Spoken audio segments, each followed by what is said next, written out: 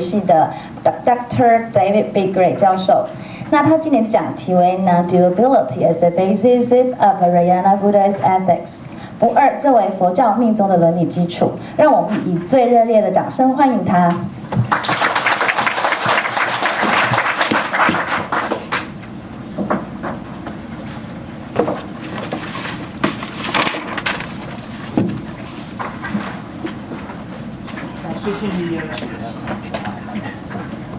谢谢你给我那么好的欢迎。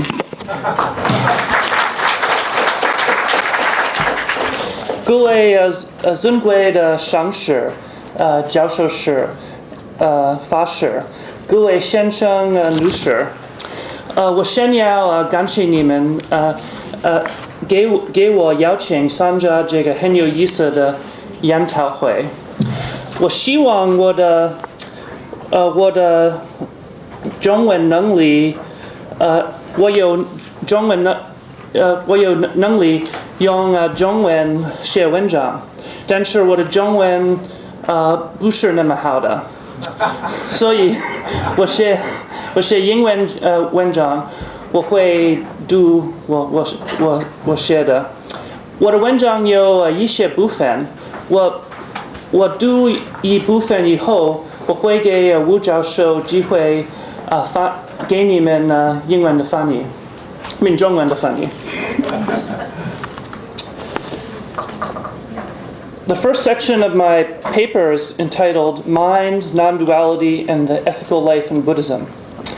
A central belief of Buddhism, advanced by Shakyamuni Buddha himself, is the notion that our suffering is not caused by others, but is ultimately caused by ourselves, by the manner in which we relate to the world. This idea is expressed very clearly in the Dhammapada, in which we find the following text among the linked verses. All phenomena have mind as their precursor, mind as their leader, and are mind-made. If one speaks or acts with an impure mind, suffering follows one, just as the wheel follows the foot of that which pulls the cart. All phenomena have mind as their precursor, mind as their leader, and are mind-made. If one speaks or acts with a pure mind, happiness follows one like the shadow that never departs.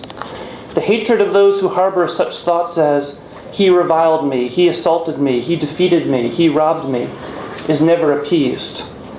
The hatred who do not harbor thoughts of those types is easily pacified. Hatred is never appeased through hatred. Through non-hatred, hatred is always appeased. This is an eternal law.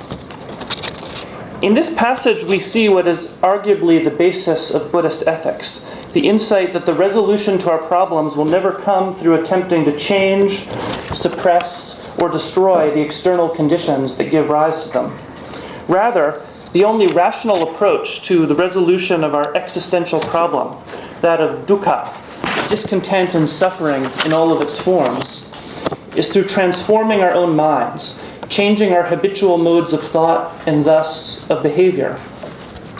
This idea was also advanced by the Mahayana Buddhist tradition, which built upon the foundation of earlier Buddhist thought and practice, and put greater focus on both the compassionate attitude that a true Buddhist practitioner must learn to manifest, and the underlying wisdom, which is its necessary condition.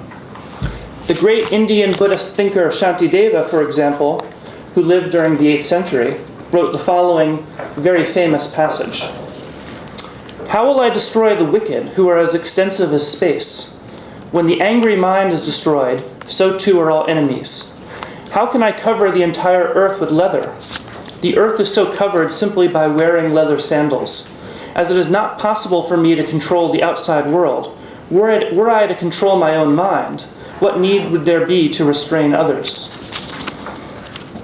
But while it is easy enough to agree that the answer to our problems lies within rather than without, via changing our minds rather than changing the world, it is a much greater challenge to do this, to face up to our deep-seated propensities towards selfishness and self-cherishing, and to begin the difficult work of transforming our own minds. The Mahayana Buddhist tradition tells us that doing this requires wisdom. The Buddha's key doctrine of selflessness, anatman wuo, asserts that our self-centered perspective is in fact based on a profound misunderstanding of the nature of self and reality. There is no single entity underlying our sense of self. Instead, there exists only a set of interdependent, constantly changing aggregates, which in turn are completely dependent upon the outside world. Our so-called self exists only through an incalculably complex web of causal links, implying that each of us exists only in and through our connections with one another. This doctrine, called by the Buddha interdependent arising, pratitya samutpada, yuanqi, is the basis of the Buddhist wisdom tradition that holds that the differences that appear to exist between us, while relatively true, obscure a much deeper web of connections to which we ordinarily pay little or no attention. Most of us see only the differences and are blind to the fundamental connections that link all of us together. The Mahayana tradition came to claim that ultimate reality, the way things actually exist, is unthinkable, achintya, busiyi, and inexpressible.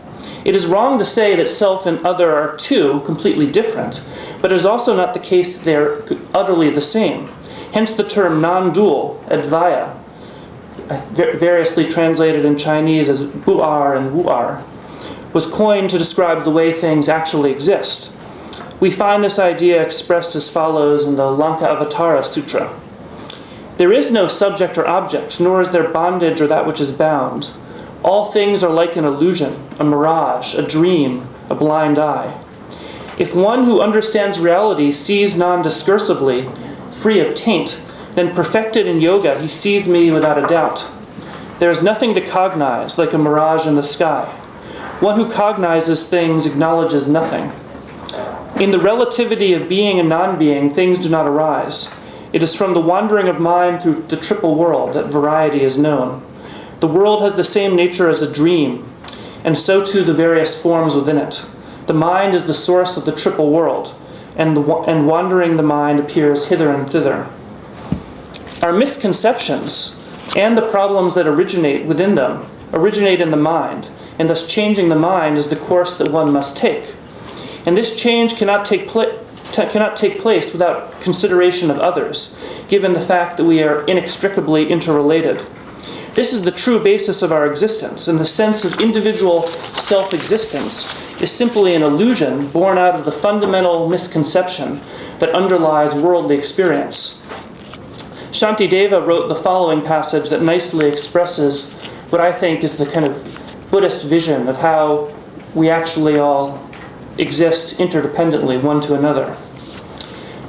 Diligently meditate on the equality of self and other in the following manner. All equally have suffering and happiness and should be protected by me as I would protect myself. Just as the body, which has many aspects due to its division into hands and so forth, is protected as a single entity, so too should be this world, which is differentiated and yet is undifferentiated in its nature with regard to suffering and happiness. This profound idea that all beings together constitute a single body, a body which the awakened ones take as their true self, is known in the Mahayana tradition as the body of reality, Dharmakaya or Fashen, which is the emptiness of independent existence of all things, and thus their inconceivable interconnectivity. Seeing the world in this way and cherishing others as one cherishes oneself is the great compassion, Mahakaruna, Dabe, that is the ethical stance advocated by the Mahayana Buddhist tradition. And it is based upon what is termed the gnosis or wisdom of non-duality, Advaya Jnana, Wu'ar-jir, the wisdom that results from the realization of emptiness and thus the interdependence of beings. That's the end of the first section. 各位，这个文章的题目呢是不二。